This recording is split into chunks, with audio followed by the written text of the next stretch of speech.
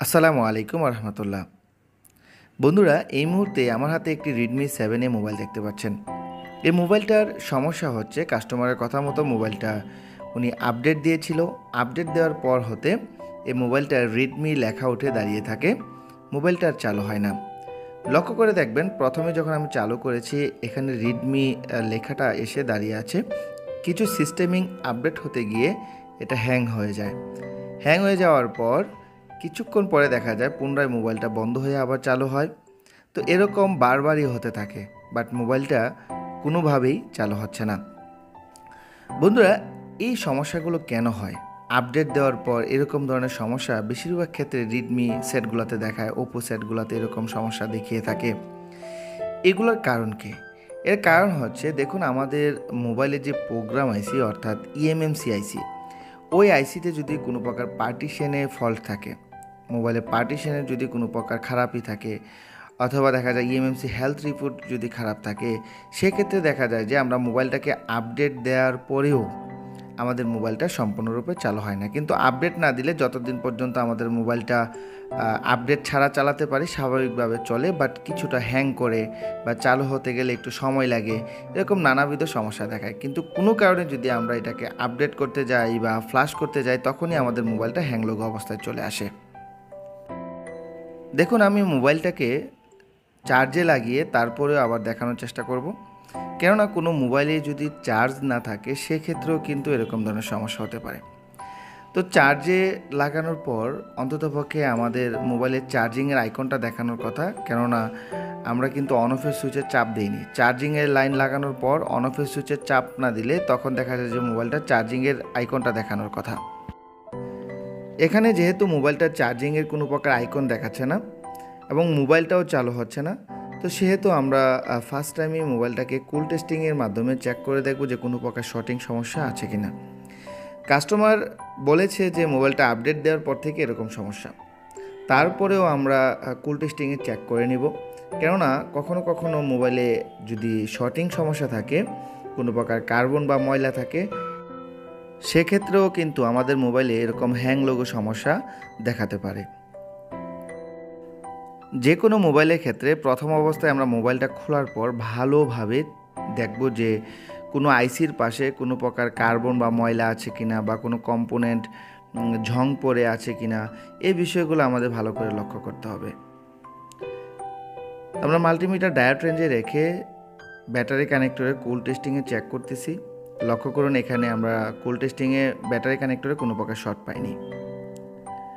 পাওয়ার আইসির আশেপাশে বিভিন্ন ক্যাপাসিটারও চেক করে নেব যে কোনো ক্যাপাসিটার শর্ট আছে কিনা।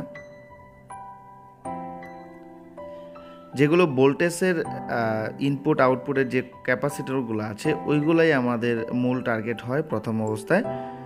কারণ কি, ভোল্টেজ লাইনে কোনো ক্যাপাসিটার যদি শর্ট হয় সেক্ষেত্রেও দেখা যায় যে মোবাইল চালু হওয়ার কথা না, তারপরেও কিছু কিছু ক্ষেত্রে দেখা যায় কোনো ক্যাপাসিটার লিকেজ থাকলে এরকম সমস্যা দেখাতে পারে। আমরা সিপিইউ এবং এমএমসির উপর থেকে স্টিলের প্যানেলটা সাবধানতার সাথে কেটে নিব।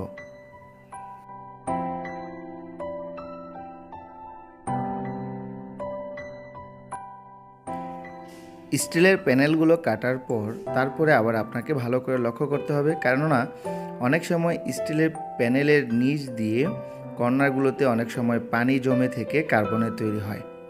সেক্ষেত্রেও কিন্তু এরকম হ্যাংলোগো সমস্যা, বা দেখা যায় যে অনেক সময় মোবাইলগুলো ডেড কন্ডিশনেও চলে যায়।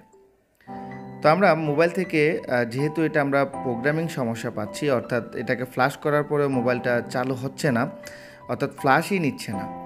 সো আমরা ইএমএমসিটা খুলে দেখব যে এই মোবাইলের ইএমএমসিতে কোনো প্রকার প্রোগ্রামিং সমস্যা আছে কিনা, বা ইএমএমসির হেলথ রিপোর্ট সমস্যা আছে কিনা।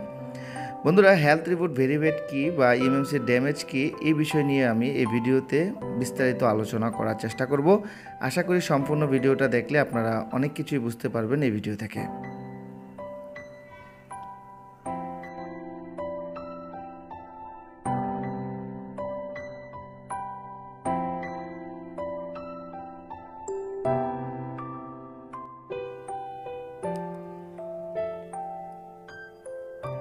বন্ধুরা, আমরা মোবাইল থেকে ইএমএমসিটাকে সাবধানতার সাথে খুলে ফেললাম।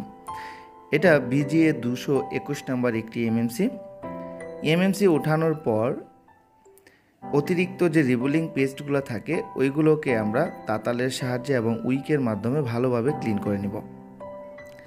আমরা যখন মাদারবোর্ডের মধ্যে কাজ করব তাতালের মাধ্যমে, তখন আমরা তাতালের সর্বোচ্চ হিট রাখার চেষ্টা করব, অর্থাৎ সঠিক যে হিটিংটা থাকার কথা ওই হিটটাই আমরা রাখব। আর আইসির মধ্যে থাকা অতিরিক্ত যে পেস্টগুলো আছে এগুলাকে আমরা ক্লিন করার জন্য তাতালের হিটটাকে কমিয়ে নিতে হবে, না হয়তো আমাদের মোবাইলের আইসি ক্ষতিগ্রস্ত হবে।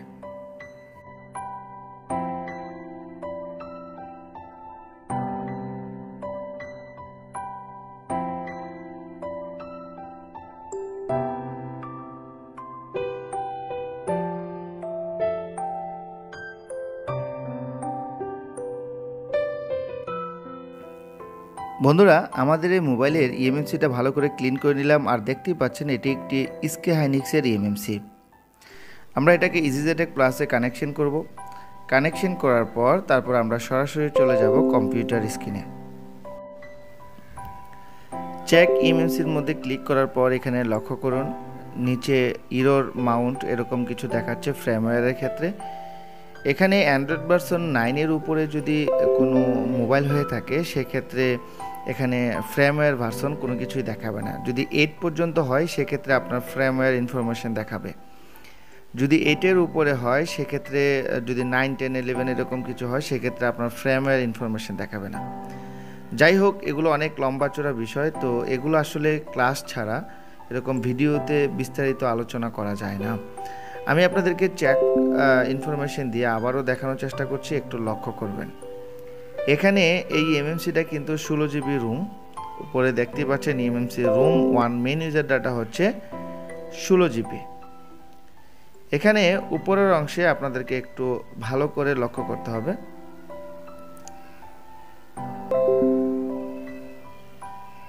এখানে উপরে লক্ষ্য করুন, এখানে দেখাই যাচ্ছে ডিভাইস লাইফ টাইম ইউজ 70% থেকে 80% ডিভাইস লাইফ টাইম ইউজ, এবং নিচে লক্ষ্য করুন 0% থেকে 10% ডিভাইস লাইফ টাইম ইউজ, এরকম কিছু নোটিফিকেশন দেখাচ্ছে। যাই হোক, আমি আর দেরি না করে এই এমএমসিটাকে প্রোগ্রামিং করার চেষ্টা করব এবং হেলথ রিবুট ভেরিফাইড সমস্যাটাকে সমাধান করার চেষ্টা করব। বন্ধুরা, এখানে আরেকটা জিনিস আপনাদেরকে দেখাবো। এর যে ফ্ল্যাশ ফাইলগুলো আছে, অর্থাৎ রেডমি যে মোবাইলগুলো আছে, এগুলো ফ্ল্যাশ ফাইলগুলো যে সাইট থেকে আমি নামিয়ে থাকি, আপনারা চাইলে ওইখান থেকেও নামাতে পারেন। আপনারা গুগলে গিয়ে লিখবেন ফিল্ম লিখে সার্চ করবেন। এরপর ওই সাইটের মধ্যে আপনি এর যত মডেল আছে, যত মোবাইল আছে, সবগুলো মোবাইলেরই ফ্ল্যাশ ফাইল ওই সাইট থেকে আপনি ফ্রিতে ডাউনলোড করতে পারবেন। আমি ওইখান থেকে একটি ফাইল ডাউনলোড করে নেব। এই মোবাইলের ফ্ল্যাশ ফাইলটা অলরেডি আমার কাছে ডাউনলোড করা আছে, তারপরও আপনাদেরকে দেখানোর জন্য আমি পুনরায় এটাকে ডাউনলোড করলাম এবং একটি আপডেট ফাইল নামালাম। বন্ধুরা, এখন আমি এমএমসিটাকে প্রোগ্রামিং করব। তবে প্রোগ্রামিং করার আগে এখানে একটি গুরুত্বপূর্ণ কাজ আছে, সেটা হচ্ছে যে এই এমএমসির মধ্যে গুরুত্বপূর্ণ কিছু ফাইল আছে যেগুলোকে আমার এই এমএমসিটা প্রোগ্রামিং করার আগেই কপি করে রেখে দিতে হবে। না হলে আমি এই এমএমসিটা প্রোগ্রামিং করে মোবাইলটা যদিও বা চালু করি, সেক্ষেত্রে আমাকে অনেকটা সময় নষ্ট করতে হবে এই মোবাইলের আইএমইআই এবং নেটওয়ার্কের যে কিছু বিষয় আছে ওইগুলা নিয়ে আমাকে আবার প্যারায় পড়তে হবে। তো আমি আগে থেকে যদি কপি করে রাখি তাইলে এরকম ধরনের সমস্যায় আমাকে পড়তে হবে না।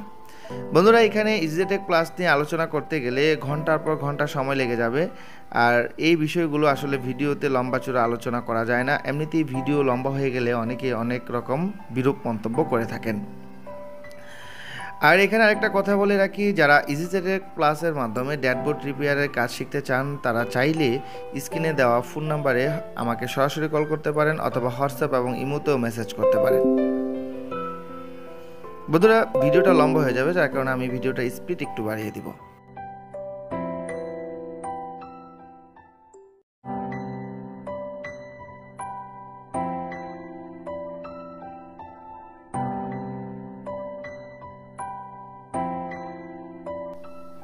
আমাদের ইএমএমসি থেকে গুরুত্বপূর্ণ ফাইলগুলোকে কপি করে রেখে দিলাম।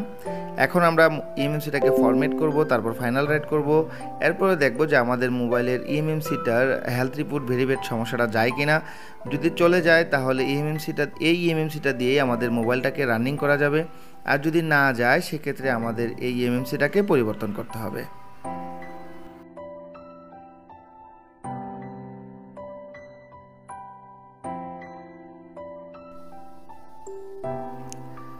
বন্ধুরা, আমাদের এই ইএমএমসিটার যে সমস্যাটা ছিল এই সমস্যাটা কিন্তু সমাধান করে ফেলেছি ইনশাল্লাহ। এখানে লক্ষ্য করুন, এখন আমি ইএমএমসিটা চেক দেওয়ার পর এখন কিন্তু আর হেলথ রিপোর্ট ভেরিফাইড সমস্যাটা দেখাচ্ছে না। তো এখন আমরা মোবাইল ইএমএমসিটাতে রিড করা ফাইলটাকে রাইট করে তারপর আমরা ফ্ল্যাশ ফাইলটাকে রাইট করে দিব। তারপর ইএমএমসিটাকে পুনরায় মোবাইলে লাগিয়ে দেখব যে আমাদের মোবাইলে যে সমস্যাটা ছিল হ্যাং লোগো সমস্যা, এই সমস্যাটা সমাধান হয় কি না।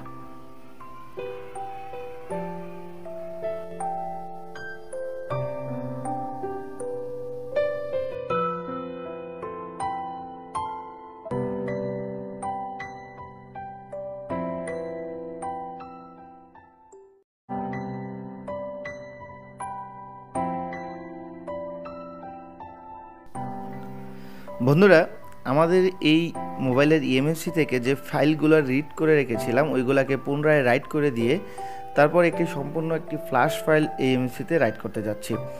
আর এখানে এই ফাইলটাকে রাইট করতে গেলে প্রায় আধা ঘন্টা 40 মিনিট সময় লেগে যাবে। তো এই সময়টুকু আমরা ভিডিওটাকে একটু স্কিপ করে দেব। এখানে আরেকটা বিষয় হচ্ছে যে অনেকে বলতে পারে এত কেন সময় লাগবে। এখানে ইএমএমসিতে ফাইল রাইট করার যে স্পিডটা অর্থাৎ ফ্রিকোয়েন্সিটা ওইটাকে আমরা কমিয়ে দিয়েছি। আমরা যদি ফ্রিকোয়েন্সিটাকে বাড়িয়ে দিই সেক্ষেত্রেও কিন্তু আমাদের এই ফাইলটা অনেক তাড়াতাড়ি ইএমএমসিতে রাইট করা যাবে, কিন্তু আমরা এটাকে স্পিড বাড়িয়ে দেওয়ার কারণ হচ্ছে যাতে আমাদের ইএমএমসিতে কোনো প্রকার সমস্যা না হয়। ফ্রিকোয়েন্সি নিয়ে অনেক গুরুত্বপূর্ণ ইনফরমেশন আছে, তা এখন আমি আর আলোচনা করতে যাচ্ছি না, কেননা ভিডিও এমনিতেই অনেক লম্বা হতে যাচ্ছে।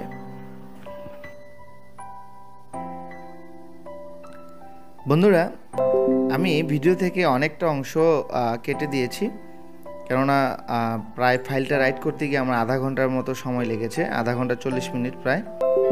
তো এখানে আমরা ফ্ল্যাশ ফাইলটাকে রাইট করে দেওয়ার পর এখন আমরা মোবাইল এই ইজিজেটেক প্লাস থেকে ইএমএমসিটা খুলে তারপর পুনরায় আমরা মোবাইলে কানেকশন করে দেখব যে আমাদের মোবাইলটা এখন চালু হয় কিনা।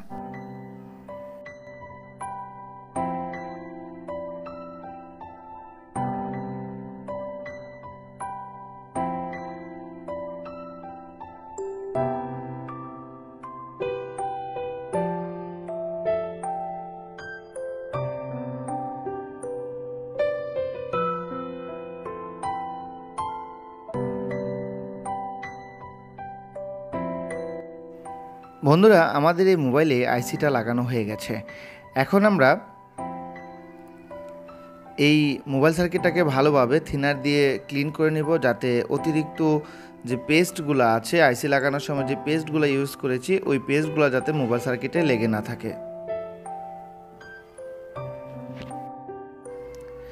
এখন আমরা মোবাইলটাকে চালু করার চেষ্টা করব, দেখব যে মোবাইলটা সরাসরি চালু হয় কিনা। যদি সরাসরি চালু না হয় সেক্ষেত্রে আমরা ইউএমটি বা আনলক টুলের মাধ্যমে পুনরায় এই মোবাইলটাকে ফ্ল্যাশ করতে হবে।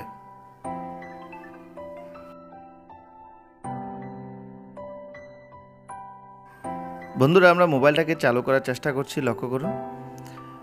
দেখুন, মোবাইলটা কিন্তু আগে যে হ্যাং লোগো অবস্থায় ছিল এরকম লোগো কিন্তু দেখিয়েছে। এখন আমাদের একটু অপেক্ষা করতে হবে, দেখতে হবে যে এটা কি প্রথম অবস্থায় যেভাবে হ্যাং লোগো অবস্থায় থাকতো এরকমই থাকবে নাকি মোবাইলটা চালু হবে, এই বিষয়টাও আমাদের লক্ষ্য করতে হবে। তো যেহেতু এটা ইএমএমসিতে ফাইল রাইট করা হয়েছে তো আমাদের একটু অপেক্ষা করতে হবে। দেখতেই পাচ্ছেন এখানে কিন্তু MIUI এরকম একটি লোগো এসেছে, আর এরকম লোগো আসলেই আমরা বুঝতে পারি যে মোবাইলটা হয়তো চালু হচ্ছে। আগে প্রথম অবস্থায় যখন আমরা মোবাইলটাকে চালু করছিলাম তখন কিন্তু রেডমি লেখা উঠে তারপর কিছু ইনস্টল হতে যাচ্ছিল, তারপর কিন্তু ফেলড হয়ে মোবাইলটা পুনরায় আবার লোগো অবস্থায় চলে আসতো। তো আমরা একটু অপেক্ষা করব, দেখব যে মোবাইলটা চালু হয় কিনা সম্পূর্ণরূপে।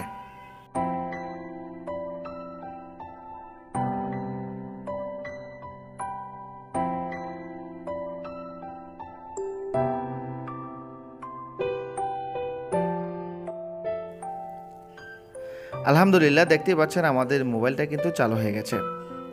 বন্ধুরা, আমাদের কাছে এরকম হ্যাং লোগো অবস্থায় অনেক সময় মোবাইল আসে। তো আমরা চেষ্টা করি ফার্স্ট টাইম ফ্ল্যাশ করার জন্য। যখন ফ্ল্যাশ না নেয় তখন আমরা এই মোবাইলগুলো কাস্টমারকে রিটার্ন করে দেই। আমরা কাজ করতে পারি না। যারা ইজিটেক প্লাসের কাজ জানেন বা যাদের কাছে ইজিটেক প্লাস আছে তারা কিন্তু সহজেই এই কাজগুলো করতে পারবেন। আজকের এই ভিডিও থেকে আশা করি আপনারা কিছু না কিছু হলেও বুঝতে পেরেছেন যে অনেক সময় অনেকে হতাশ হয়ে যান যে হ্যাং লোগো মোবাইলগুলো ফ্ল্যাশ করতে জানেন, তারপরে ফ্ল্যাশ করার চেষ্টা করতেছেন, ফ্ল্যাশ নিচ্ছে না বা ফ্ল্যাশ নেওয়ার পরেও মোবাইলটা চালু হচ্ছে না, তখন হতাশ হয়ে যান। বন্ধুরা, কোনো কাজেই হতাশ হওয়া যাবে না।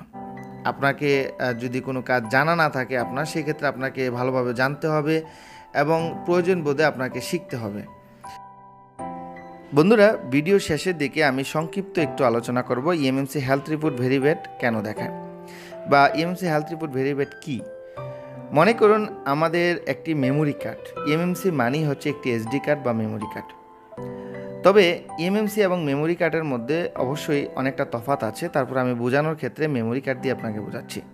মনে করুন একটি নতুন মেমোরি কার্ড বাজার থেকে যখন আমরা কিনি, ওই মেমোরি কার্ডটা 100% ভালো থাকে। অনেক দিন ইউজ করার পর এই 100% ভালোর মধ্যে মনে করুন 10% বা 20% খারাপ হয়ে যায়, অর্থাৎ 100 ভাগের 10 ভাগ কি 20 ভাগ খারাপ হয়ে যায়। তো এরকম খারাপ যখন আমাদের মোবাইলের ইএমএমসিতে থাকবে, তখনই আমাদের মোবাইলে 10% device life time use, 20% device life time use বা হেলথ রিপোর্ট ভেরিফাইড এরকম ধরনের সমস্যা দেখায়। যখন আমরা মেমোরিটাকে ফরম্যাট দিই, অর্থাৎ ইএমএমসিটাকে ফরম্যাট দিই, তখন ওই যে হেলথ রিপোর্ট ভেরিফাইডটা দেখায়, তখন এই সমস্যাটা সমাধান হয়ে যায়। বন্ধুরা, আশা করি বুঝতে পেরেছেন। আর আমার ইউটিউব চ্যানেলের ভিডিওগুলো যদি আপনাদের ভালো লেগে থাকে, অবশ্যই আমার ইউটিউব চ্যানেলটা সাবস্ক্রাইব করে দিবেন এবং পাশে থাকা বেল আইকনে ক্লিক করে দিবেন।